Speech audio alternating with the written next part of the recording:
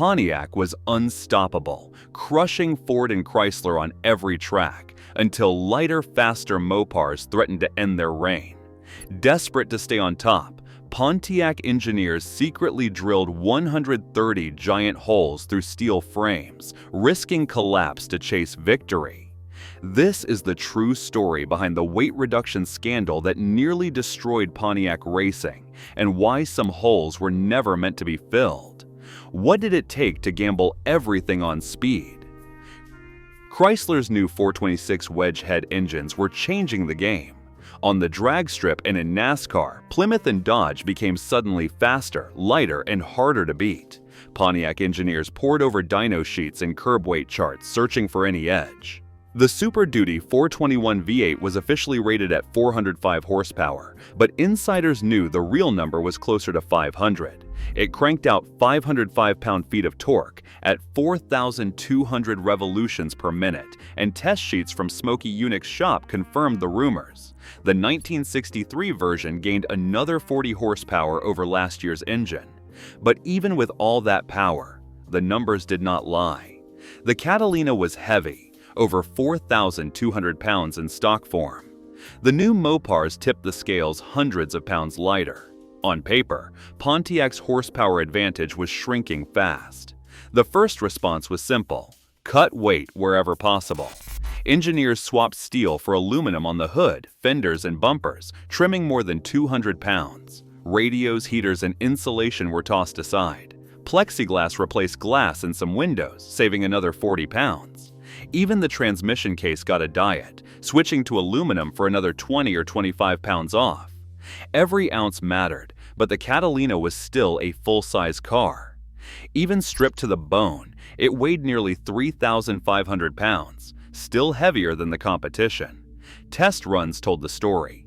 In a 1961 Superstock shootout, Mickey Thompson's Catalina ran the quarter mile in 13.14 seconds at 111 miles per hour. Fast, but not fast enough. By late 1962, Plymouths and Dodges with the new wedge heads were running quicker times, and the gap was closing. Pontiac's reputation was built on winning, and now that was in doubt. The engineers faced a hard truth: power alone would not keep them on top. The only way forward was to get radical with weight. The next steps would push the limits of what was possible and what was safe. In the Pontiac engineering shops, the mood turned electric and uneasy.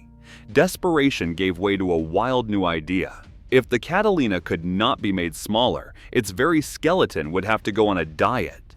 Engineers and fabricators began attacking the perimeter frame rails with heavy-duty punches, drilling out hole after hole, drilling that seemed reckless. By the time they finished, each chassis had lost nearly 130 chunks of steel, the beams now riddled with openings the size of grapefruits. The operation did not stop there. The bottom plates of the boxed rails were sliced away, turning the sturdy box sections into open U channels. What remained was a frame so weakened it could barely hold its own shape. On the assembly line, workers faced a problem no one had seen before. The frames sagged and flexed under their own weight, threatening to fold before a single wheel was mounted.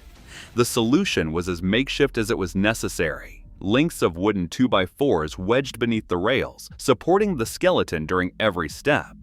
Shop floor stories drifted through the plant, about frames that creaked when lifted, about the anxiety of moving a car that might bend in half before it even reached the body drop. Some workers joked that you could light a cigarette through the floorboards. Others just shook their heads and kept bracing. The approach was makeshift, and it had to be. Automotive journalist Roger Huntington, invited to witness the process, was stunned. He described the sight in his May 1963 Hot Rod article: a full-size Pontiac frame, riddled like Swiss cheese with perfectly spaced holes, looking more like a prop from a cartoon than the backbone of a race car. The name stuck instantly: Swiss cheese. The label captured both the audacity and the absurdity of what Pontiac was attempting. This was not cautious engineering. This was a moonshot, a gamble with steel and sweat. Internal memos reveal heated debates over safety and warranty risk, but the pressure from NHRA competition left little room for hesitation. The Swiss cheese cars were now official, their frames forever marked by the wildest weight loss program Detroit had ever attempted.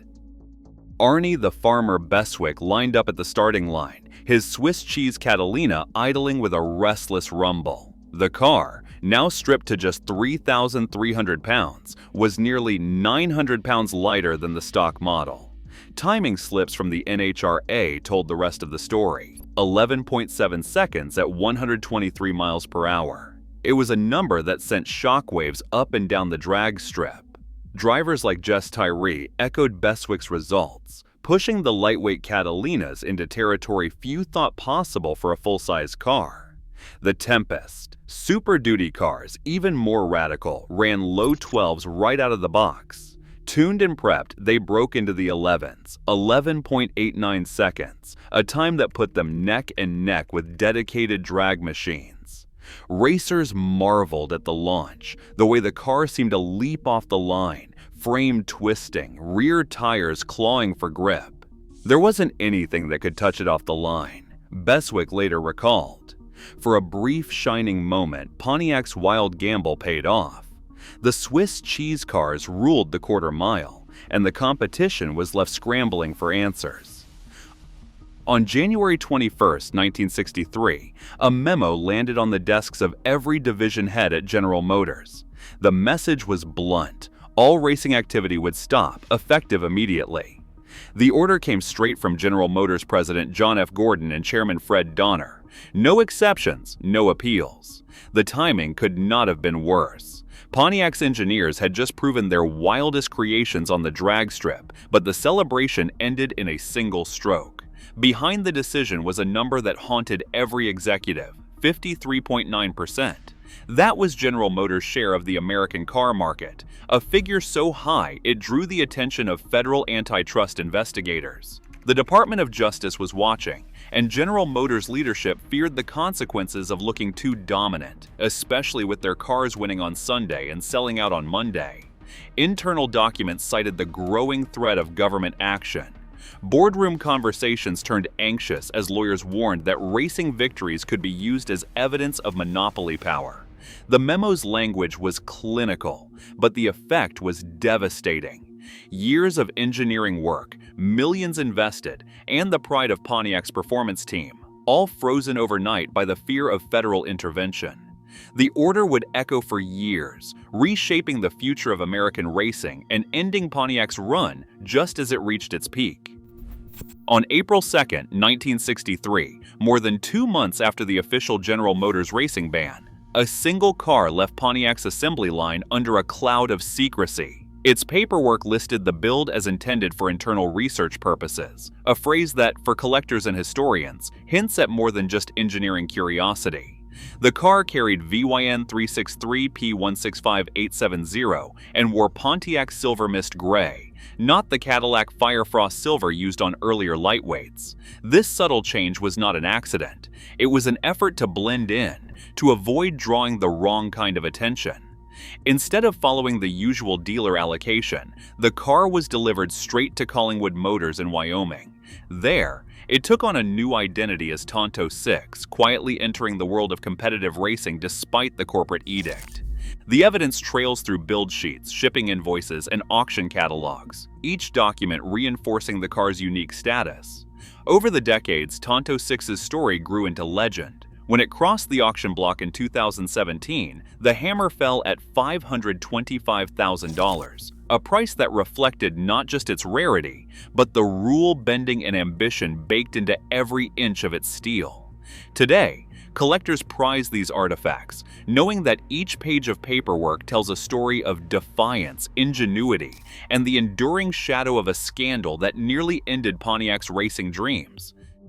Today, automakers face tighter scrutiny on emissions, safety, and fair play. Yet the drive to win and to bend the rules never fades. The Swiss cheese Pontiacs remind us, innovation can outpace regulation, but the line between legend and scandal is always razor thin.